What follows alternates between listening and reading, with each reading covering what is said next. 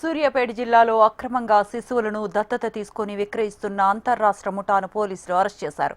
13 మంది నిందితులను అదుపులోకి తీసుకున్న పోలీసులు 10 మంది చిన్నారులను రక్షించారు. గత 3 ఏళ్లుగా రాష్ట్ర వ్యాప్తంగా 28 మంది పిల్లలను అక్రమ రవాణా చేసినట్లు పోలీసులు గుర్తించారు.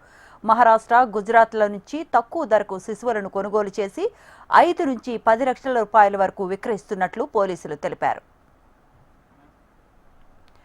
యాదగిరి, ఉమారాణి దంపతులు కోడిగుడ్ల వ్యాపారం చేసుకుంటూ సంతానం లేని వారి వివరాలు సేకరించి శిశువులను విక్రయిస్తున్నారు.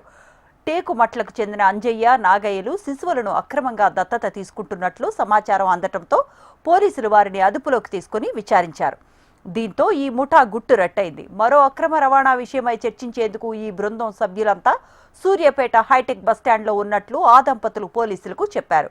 అప్రమత్తమైన పోలీసులు వెంటనే హైటెక్ బస్టాండ్కు చేరుకుని వారందరినీ అరెస్ట్ చేశారు. ఈ కేసులో మిగిలిన నిందితులను అరెస్ట్ చేసేందుకు ప్రత్యేక పోలీసు బృందాలను ఏర్పాటు చేశారు.